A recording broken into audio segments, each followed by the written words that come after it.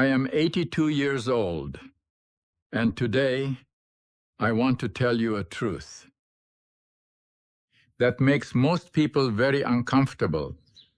You do not have to keep every relationship alive just because you are old, and resigning from the job of being the family glue is not a tragedy. It is the only way to save your own life. People look at a woman of my age living alone, and they see a victim of circumstance.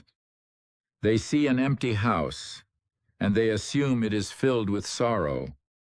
They tell you that a life without constant family chaotic gatherings is a life that is fading away. I am here to tell you that they are completely wrong. Let me explain the reality of my days. I live in a house that I have owned for almost 50 years. I wake up every single morning at exactly 6 o'clock. I do not use an alarm clock anymore because my body knows the rhythm of the sun. I walk into my kitchen and I make a pot of black coffee.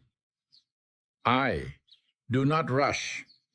I take my time, grinding the beans and smelling the rich, dark scent that fills the room.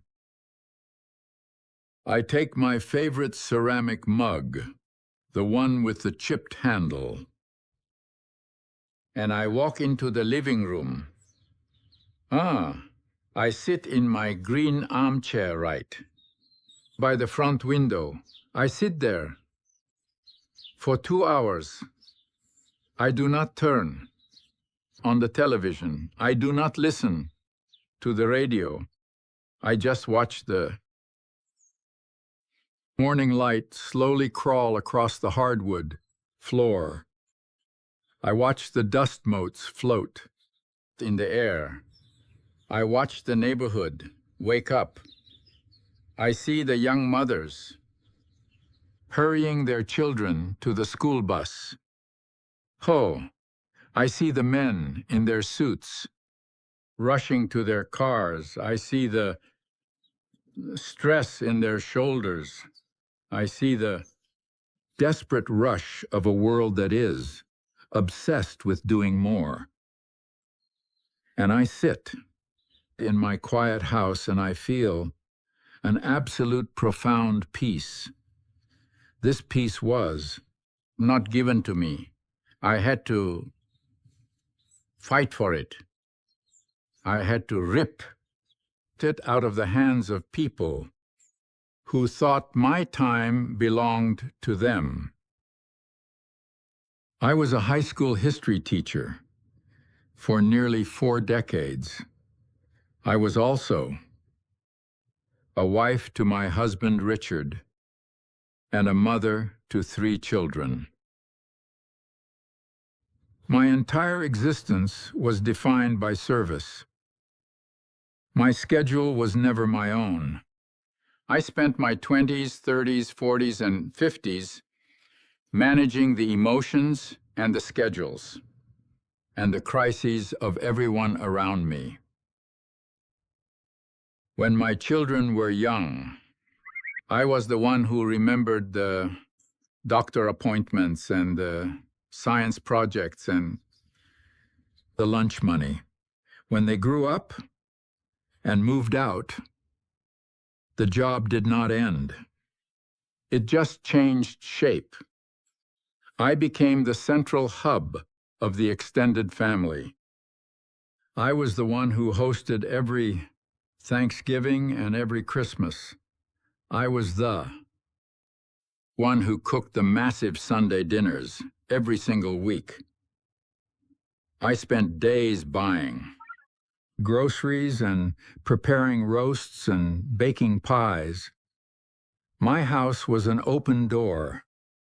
Everyone felt entitled to walk in at any hour, and drop their heavy emotional baggage right on my living room rug. When Richard passed away 12 years ago, the noise in the house changed. The grief was heavy, but the expectations of my family grew even heavier. My children worried about me. They told each other that Mom should not be alone. They thought that leaving me to my own devices would cause me to wither away. So they filled my space. My daughter would drop off her teenagers on Saturday mornings because she needed a break from her own life. My sons would come over on Sunday afternoons and turn on the football games at full volume. They treated my home like a free community center where the refrigerator was always full and the hostess never complained. I thought this was just what a good mother does.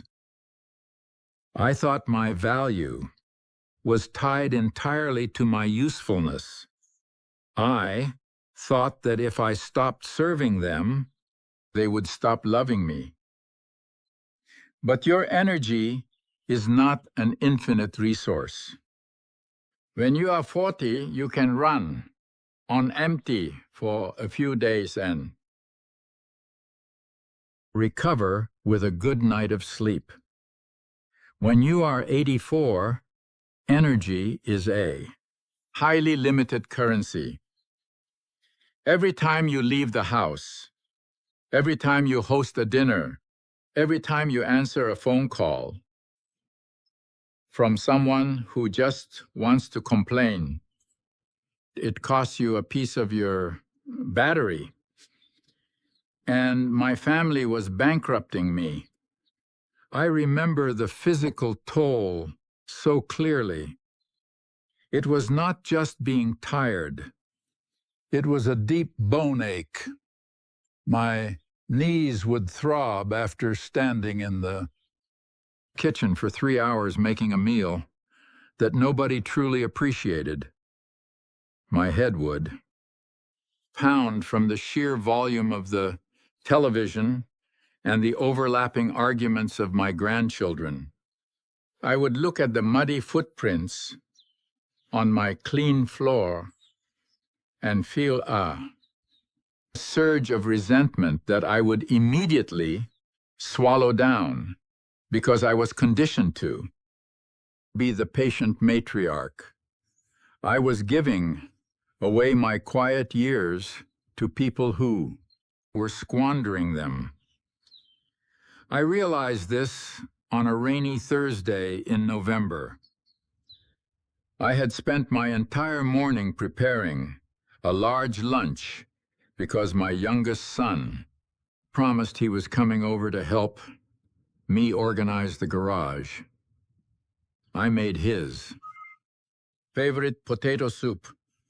I baked fresh bread. I set the table and I waited.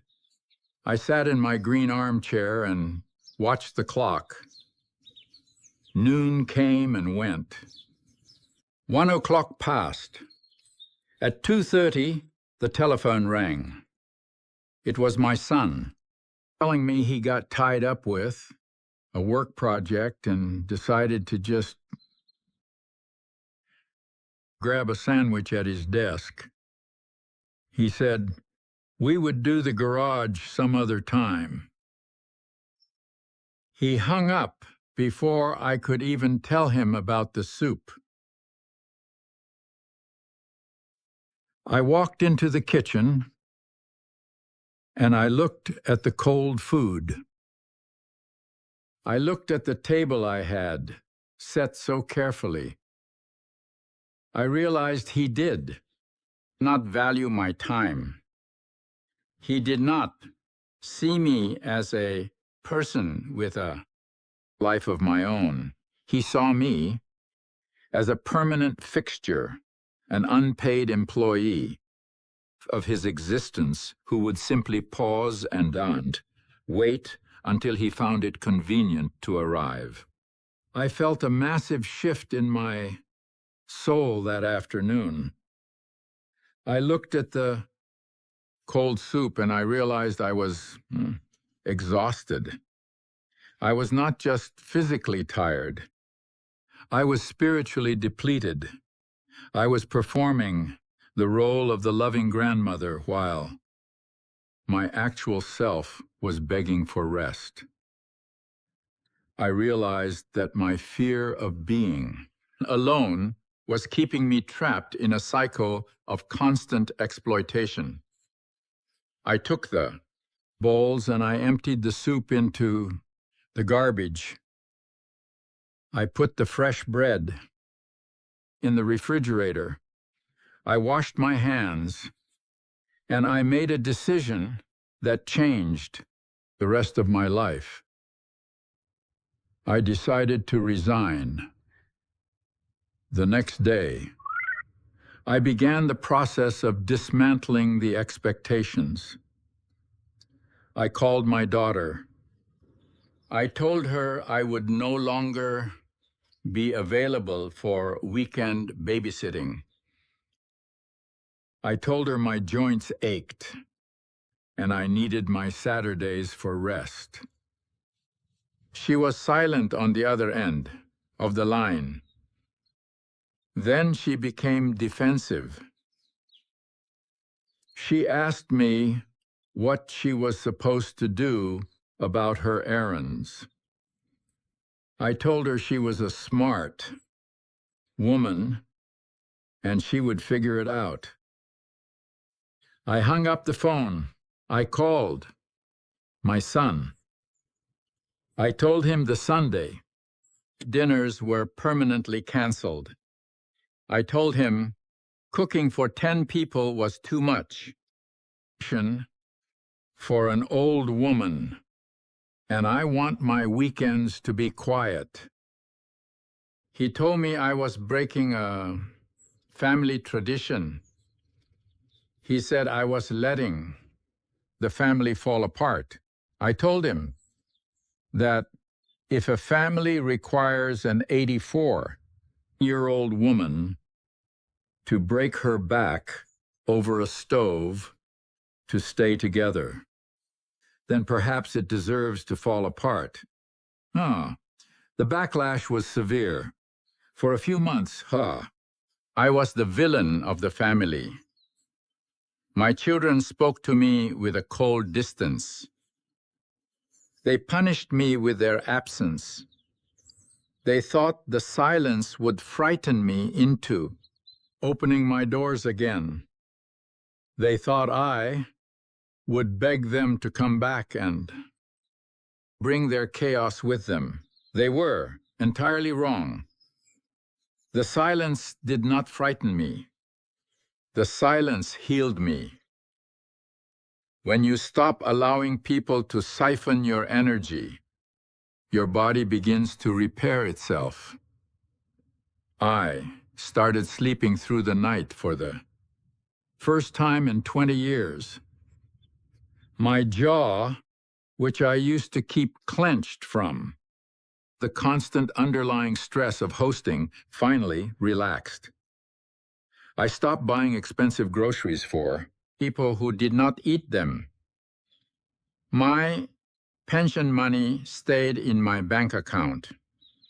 I started buying good books instead of frozen pizzas. I reclaimed my physical space. I moved the furniture exactly how I wanted it. I threw away the ugly throw pillows my daughter had bought me because she thought my living room was too plain. I stopped turning the heat down to save money for other people, and I kept my house warm and comfortable. I stopped wearing clothes that were presentable for guests, and I started wearing soft flannel pants and heavy wool socks. I became the absolute master of my own environment. If I want to eat a bowl of cereal for supper at 5 in the evening, I do it. If I want to leave a puzzle spread out on the dining room table, for 3 weeks, I do it. I answer to absolutely no one. Society tells women my age that we must be sweet. We must be accommodating. We must sit quietly and be grateful for any scraps of attention our younger relatives throw our way. We are told that loneliness is the greatest failure of old age. But loneliness is a lie they sell you to keep you compliant. There is a massive difference between being lonely and choosing solitude. Loneliness is an empty room that hurts because you want someone to fill it. Solitude is a quiet room that feels like a sanctuary because you have finally filled it with yourself. I am alone most of the day, but I am never lonely. I have my memories. I have my garden. I have the books I never had time to read when I was grading papers and washing dirty laundry. I have the profound comfort of knowing exactly who I am and what I want.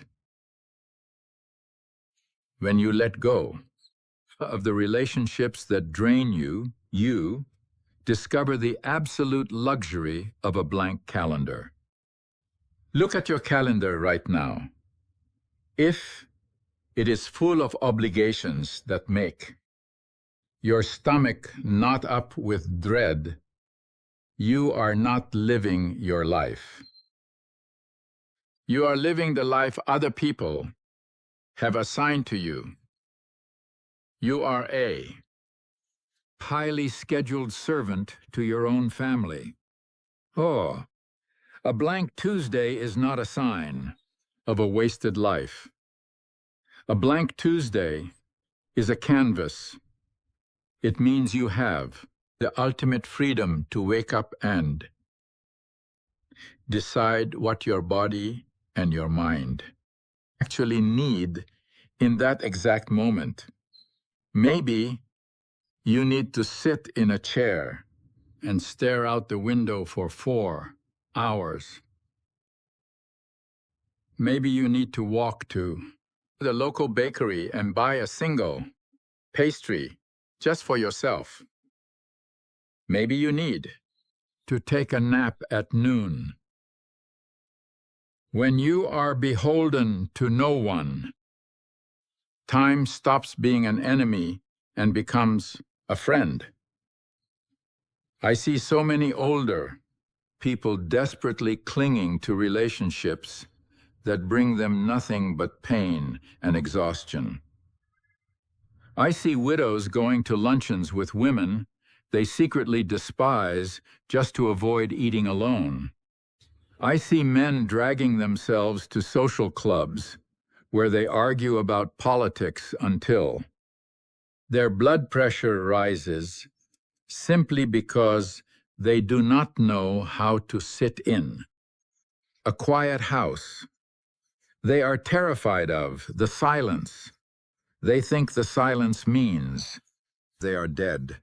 They fill their days with useless noise just to prove to themselves that they still exist. They trade their peace of mind for the illusion of popularity. It is a terrible bargain. I want to talk about the physical objects, the things we hold on to because we think they represent our connections to people.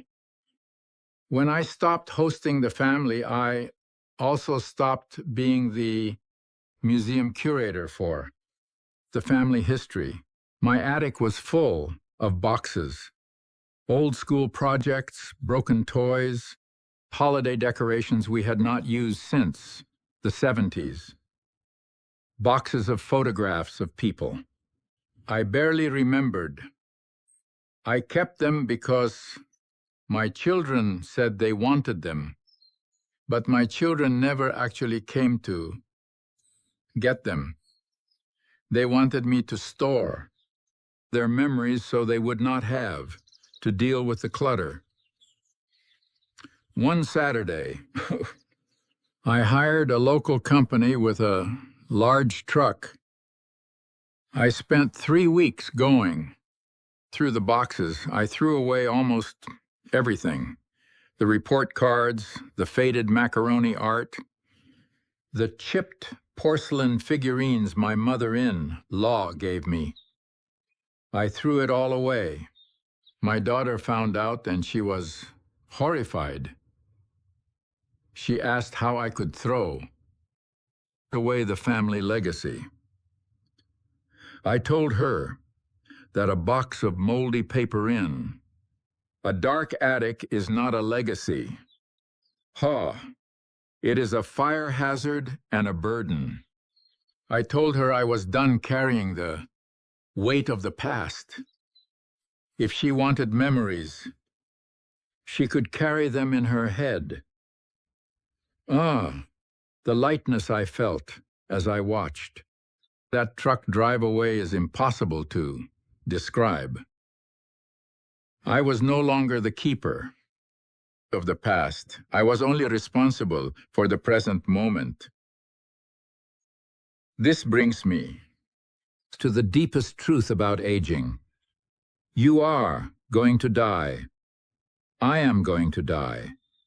It is the one unavoidable fact of our existence. People spend their entire lives running from this fact. They build empires, they accumulate wealth, they surround themselves with massive crowds of people, all in a frantic attempt to pretend the end is not coming. They think that if they have enough people standing around their bed when they take their last breath, it will somehow make the crossing easier. But death is a solo journey. You walk through that final door entirely by yourself. You cannot bring your children, your spouse, or your friends. You cannot bring your good china or your photo albums. When you spend your final years desperately maintaining exhausting relationships just to ensure you will not die alone, you are ruining the actual living you have left.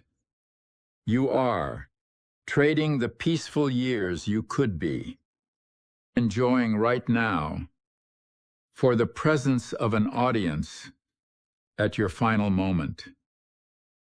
I have made peace with the end. I know the statistics. I know the reality of an 84-year-old body. And because I have accepted the end, I am fiercely protective of the now. My time is the most valuable thing I possess.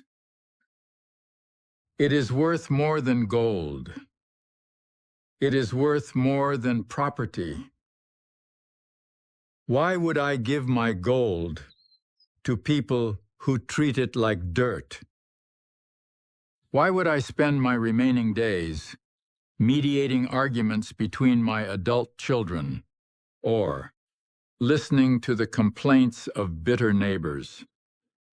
I have earned the right to be selfish. Selfish is a word that society uses to control women. They tell you that putting yourself first is a sin. But when you have spent 60 years putting yourself last, selfishness is actually just self-correction. It is balancing the scales. If you are listening to my voice right now and you are tired, I want you to Know that I see you. I see the guilt you carry when you want to cancel plans. I see the heavy sigh you let out when the telephone rings. I see the way you look at your quiet bedroom and wish you could just close the door and hide from the world. I am giving you permission to close the door. I am giving you permission to stop being the strong one. I am giving you permission to let people down. The world will not stop spinning because you decided to stay home and drink tea.